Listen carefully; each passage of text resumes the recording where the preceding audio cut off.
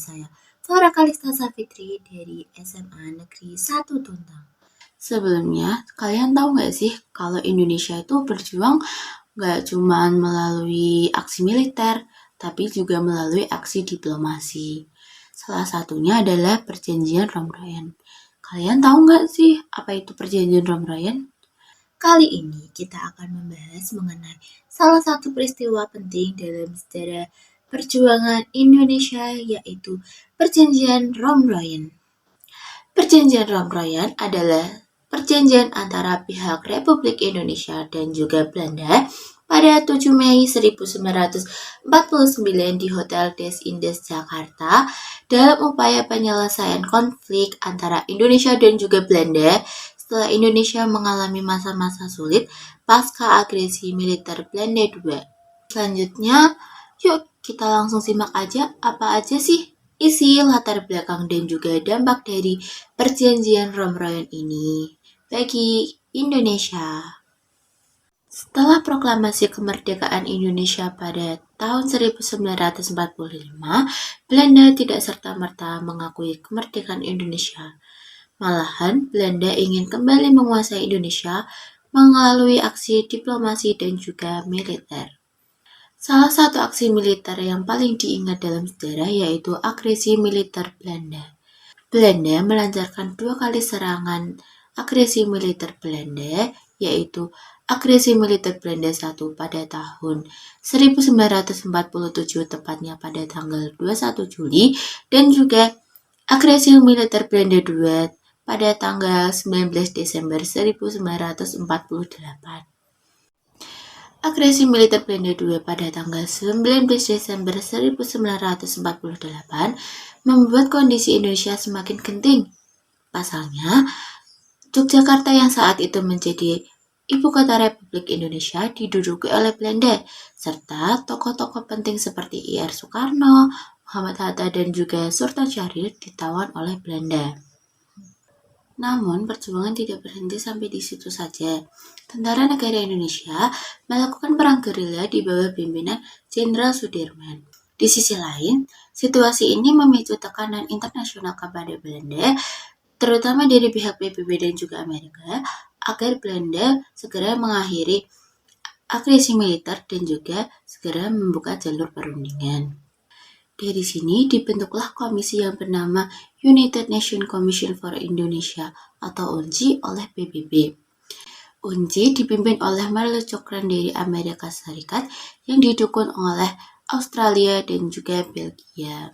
Berperan sebagai mediator dan juga pengawas dari perundingan antara delegasi Indonesia yang dipimpin oleh Muhammad Rom dan juga Belanda yang dipimpin oleh John Herman van Royen. Namun, tugas utama dari UNCI adalah untuk memfasilitasi Perjanjian Romroyen. Nah, dari situlah dimulainya Perjanjian Romroyen. Yang selanjutnya adalah jalannya perundingan. Jadi, perundingan Romroyen terjadi di Hotel Des Indes, Jakarta pada 7 Mei 1949. Dalam Perjanjian Romroyen, Muhammad Rom dipilih sebagai perwakilan dari Indonesia dikarenakan dia adalah seorang diplomat yang ulung dan juga tokoh pergerakan Islam yang disegani. Selain itu, dia memiliki rekam jejak yang baik dalam diplomasi dengan Belanda sebelumnya, yang artinya dia tergabung dalam perjanjian Linggarjati dan juga Renville. Sedangkan John Herman van Royen dipilih sebagai perwakilan dari Belanda dikarenakan jabatannya sebagai Duta Besar Belanda di India dan juga Pakistan. Selain itu, dia memiliki rekam jejak dalam diplomasi internasional. Alasan lain mengapa Muhammad Rom dipilih sebagai perwakilan Indonesia dalam Perjanjian Romroyen ini adalah dikarenakan para tokoh-tokoh pemerintahan Indonesia sedang diasingkan keluar Jawa agar mereka tidak ditawan seperti pemimpin-pemimpin sebelumnya.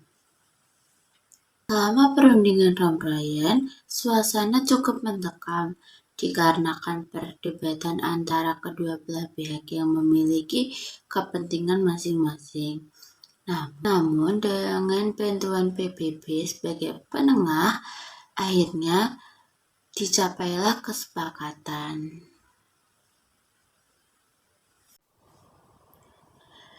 Dalam perjanjian Romroyan, delegasi Indonesia menyatakan yang pertama adalah mengeluarkan perintah kepada pengikut yang bersenjata untuk menghentikan perang gerilya.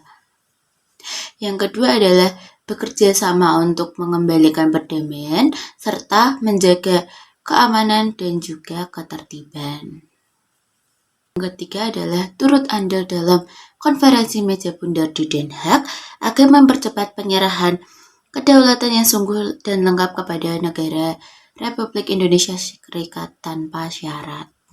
Sementara itu, delegasi Belanda menyatakan yang pertama adalah setuju atas kembalinya pemerintahan Republik Indonesia ke daerah istimewa Yogyakarta. Yang kedua adalah menjamin penghentian gerakan militer dan membebaskan semua tahanan politik. Yang ketiga adalah tidak akan mendirikan atau mengakui negara-negara yang ada di daerah kekuasaan Republik Indonesia sebelum 19 Desember 1948. Dan tidak akan meloloskan negara atau daerah yang merugikan Republik Indonesia. Yang selanjutnya adalah menyetujui adanya Republik Indonesia sebagai bagian dari NIS atau Negara Indonesia Serikat. Akhirnya, perjanjian ini memuat kesepakatan penghentian operasi militer, pembebasan tahanan politik, dan juga pengembalian pemerintahan Republik Indonesia ke Yogyakarta sebagai syarat untuk menuju perundingan selanjutnya. For your information, nama perjanjian Romroyan diambil dari dua tokoh negosiator utama dalam perjanjian Romroyan ini, yaitu Muhammad Rum sebagai perwakilan dari Indonesia dan juga Jan Herman van Rooyen sebagai perwakilan dari Belanda. Nah, yang selanjutnya adalah dampak dari perjanjian Romroyan ini. Jadi, ada beberapa dampak dari perjanjian Romroyan ini. Yang pertama adalah dikembalikannya pemerintahan Republik Indonesia ke Yogyakarta, dibebaskannya para pemimpin bangsa yang ditawan oleh Belanda, dan juga terbukanya jalur untuk menuju perundingan selanjutnya, yaitu konferensi meja bundar yang akan diadakan di Den Haag, Belanda. Yang kedua adalah Indonesia mendapatkan pengakuan dari negara-negara internasional, terutama Belanda. Yang keempat adalah menyelesaikan masalah dan menghindari agar tidak terjadi konflik yang menyebabkan peperangan angkat senjata antara negara nasional ataupun internasional. Yang terakhir adalah dapat menjalin hubungan baik antara masyarakat nasional dan juga internasional melalui aksi perdamaian dan juga keadilan sosial. Tujuannya adalah perjanjian Romroyan ini adalah sebagai bukti bahwa perjuangan Indonesia tidak hanya melalui angkat senjata, namun juga melalui aksi diplomasi. Tanpa adanya perundingan ini, mungkin Indonesia tidak secepat ini mendapatkan pengakuan kemerdekaannya.